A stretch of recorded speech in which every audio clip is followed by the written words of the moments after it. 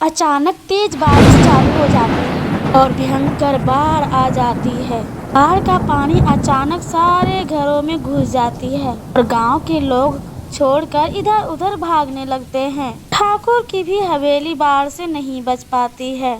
सोना का कागज का घर बाढ़ से भी बचा हुआ रहता है। वह बाढ़ पे तैरने वाला जादुई घर बन जाता है। ये कहानी है कागज के खिलौने बनाकर बेचने वाली गरीब सोना की। सोना अपने पति और बेटी लता के साथ दीपालपुर गांव में रहती थी। वह रंग बिरंगी कागज से तरह तरह के खिलौने बनाकर बाजारों में बेचते रहती थी। सोना कागज के खिलौने ऐसे बनाती थी, देखने वालों की नजर उस पर से हटने की नाम ही नहीं लेती थी और इसीलिए उसके खिलौने हाथों हाथ बिक जाते थे। एक दिन सोना बाजार में खिलौना बेच रही थी, तभी एक गाड़ी आती है। उसमें से सोना का पति अमर और 2 लेडीज निकलती है। सोना का पति अमर वो दोनों औरत से उसे मिला रहा था। वो औरत बोल रही थी कि उसका जो कारोबार है कागज का खिलौने का, वो उसे आगे बढ़ाना चाहती है और उसे प्रतियोगिता में भाग लेना है और उसके बनाए हुए खिलौने भी बिक जाएंगे। ये सुनकर सोना बहुत खुश हो जाती है। सोना पूछती है, इससे आमदनी कितना होगा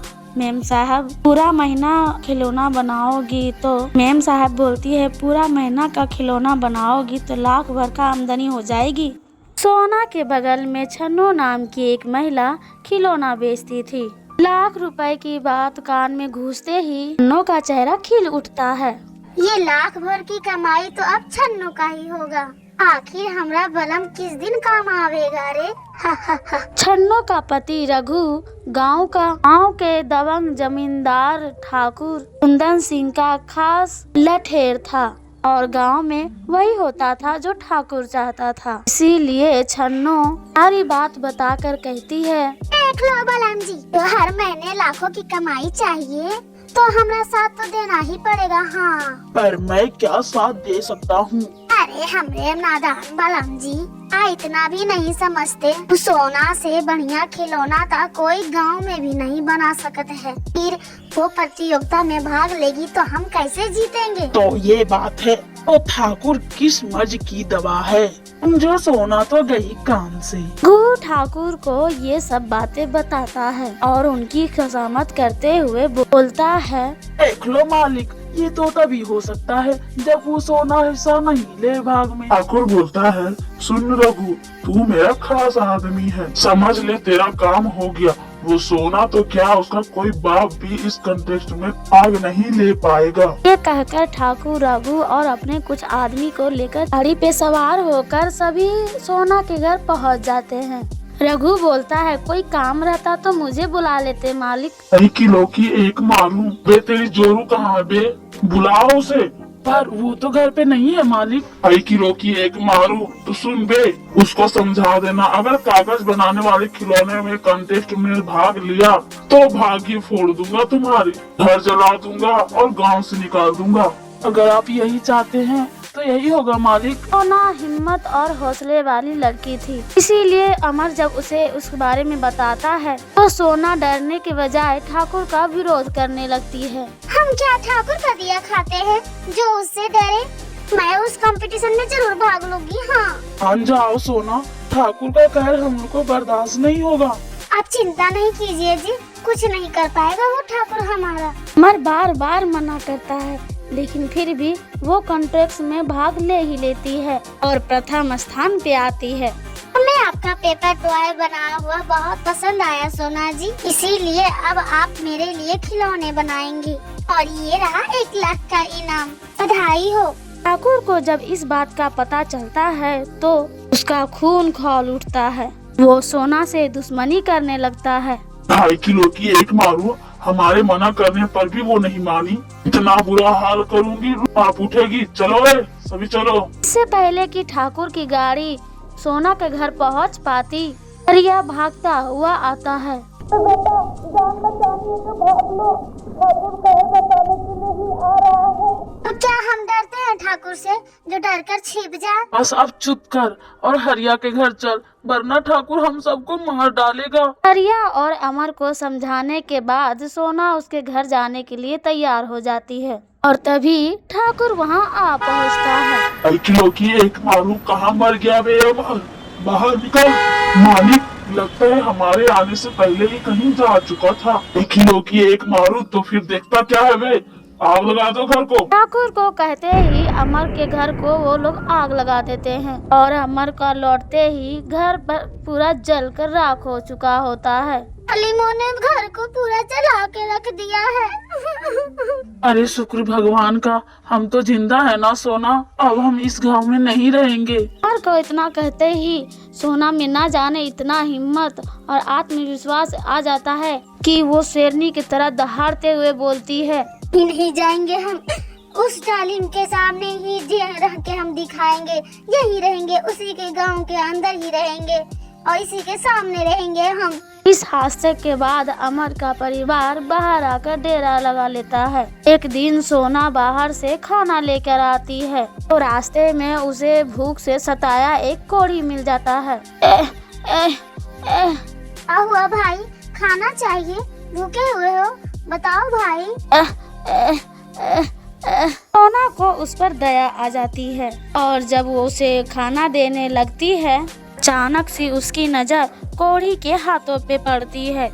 उसके दोनों हाथ कोढ़ी से सड़ गल गए थे और वो खुद खाना खाने में लाचार था। ये देख सोना खुद से कहती है, इतनी तकलीफ में है, खुद से खा भी नहीं सकता है और कोई खिला भी नहीं सकता है, ऐसे में तो ये भूखा ही मरकर तड़प कर मर जाएगा। क्या करूं, मैं खुद से खिला दूं। ये सोचकर सोना उस कोढ़ी को अपने हाथों से खिलाने लगती है और फिर जैसे ही वो खाना खिला देती है वो कोढ़ी एक अलौकिक युवक में बदल जाता है और सोना से कहता है, मैं एक इच्छाधारी नाग हूँ सोना और मैं तुम्हारे दुख तकलीफ से वाकिफ हूँ, तो बस तुम्हारा दयालुता और इंसानियत का परीक्षा लेना चाहता था और मैंने ये समझा कि जो इंसान बिना घृणा किए हुए एक कोढ़ी को अपने हाथों से खाना खिलाया जाए तो भला वो इंसान, उसके हाथ ईश्वर से कम कैसे हो सकते हैं। ये सुनकर सोना के मन को खुशी मिलती है और वो फिर से चलने लगती है। अगर वो युवक तभी कहता है, नो तुम कागज के खिलौने बनाती हो ना, आज से तुम्हारे हाथों में वो जादू होगा कि जो भी तुम कागज पे रख कर अपना सोचोगी वही बन जाएगा। ये कहकर वो युवक एकदम से अलौकिक हो जाता है और सोना खुशी से फूले नहीं समाती है। वो इधर उधर से ढेर सारे कागज इकट्ठे करने लग जाती है। सोना, तुम इतने सारे कागज क्यों इकट्ठा कर रही हो? हम इसे अपना घर बनाएंगे जी, कागज का आलीशान घर। सुनकर अमर हैरानी में पड़ जाता है और सोना से कहता है, ये क्या भूत सवार हो गया है तुम्हारे पर? ये कागज का घर तो पानी से गल जा सकता है, आग में जल सकता है, आंधी तूफान में उसके बरकच्चे उड़ जाएंगे। देखते जाओ जी, ऐसा कुछ नहीं होगा। कहकर सोना दिन रात कागज का घर बनाने में लगी रहती है और एक आलीशान घर बना ही लेती है। फिर घर में लगे कागज के घर को छूकर मन ही मन कहती है, ये कागज का घर लोहे से भी मजबूत हो जाए बस। बोलते ही सोना का घर लोहे से भी मजबूत हो जाता है। फिर सोना अमर से कहती है, इस घर के कागज थोड़ा सा भी उखाड़ या पाड़ कर अब फेंक कर दिखा दो, आपको मैं जान जाऊंगी। हाँ। सोना के कहने पर अमन मान जाता है पर वो कागज का घर फाड़ भी नहीं पाता है, ना ही उखाड़ पाता है। कमाल है, ये घर तो एकदम हिल भी नहीं रहा, कुछ नहीं हो रहा है, पर ये जादू तुमने किया कैसे? अमर का कहने पर सोना उसको सारी सच्चाई बता देती है और फिर जो भी उस घर को बना हुआ कागज से देखता है वो हैरान हो जाता है। अरे देखो, सोना का बना घर तो कागज का कितना आलीशान है। कुछ दिन बाद अचानक तेज बारिश चालू हो जाती है और भयंकर बाढ़ आ जाती है। बाढ़ का पानी सारे घर में घुस जाता है। गांव के लोग छोड़कर इधर उधर भागने लगते हैं। ठाकुर की भी हवेली नहीं बच पाती है बाढ़ से, मगर सोना का घर बाढ़ में भी शान से खड़ा रहता है। वो बाढ़ पर तैरने वाला जादुई घर बन जाता है। जल्दी कुछ करो वरना हम सभी बाढ़ में डूबकर मर जाएंगे। एक सोना कहीं गया है जो आपको बाढ़ से बचा सकता है। जल्दी से सब वहाँ चलो। ठाकुर जैसे तैसे करके सोना का घर पहुँचता है। सोना से माफी मांगते हुए कहता है, ये माफ कर दो सोना, और हमें हमारे परिवार को बचा लो। आप सब अंदर आ जाइए ठाकुर साहब। दिन बाद बाढ़ का पानी उतर जाता है। उसके साथ ही ठाकुर का घमंड टूट जाता है। सोना से कहता है, अगर हमारे गांव में ऐसे कागज के घर हों तो सबके घर सुरक्षित हो सकते हैं। तुम हमारे लिए कागज के घर बना सकती हो, सारा खर्चा मैं उठाऊंगा। ये सुनकर सोना और गांव वाले बहुत खुश हो जाते हैं। हे गाइस, आपको ये कहानी कैसी लगी कमेंट में बताना। और अब से मैं आपके लिए कहानी और क्राफ्टिंग आइडियाज, बहुत ही सुंदर सुंदर क्राफ्टिंग आइडिया और उसके साथ साथ बहुत ही इंटरेस्टिंग कहानी सुनाने वाली हूँ। आपको कैसा लगा कमेंट में बताइएगा। नए हैं तो सब्सक्राइब कर लीजिएगा और बेल आइकन दबाना बिल्कुल मत भूलिएगा। और अगर वीडियो अच्छी लगी तो लाइक जरूर कीजिएगा। आप लोग बताइए और कौन सी कहानी मैं सुनाऊं आपके लिए। बहुत ही अच्छी अच्छी कहानी मैं लिख के रखी हूँ और वो बहुत ही जल्दी आपको वीडियो में दिखाऊंगी और सुनाऊंगी भी। कोई ये कहानी और ये क्राफ्टिंग आइडिया कैसा लगा कमेंट में जरूर बताइएगा। नए हैं तो सब्सक्राइब कर लीजिएगा। मिलती हूँ नेक्स्ट वीडियो में। आज के लिए इतना ही। राधे राधे।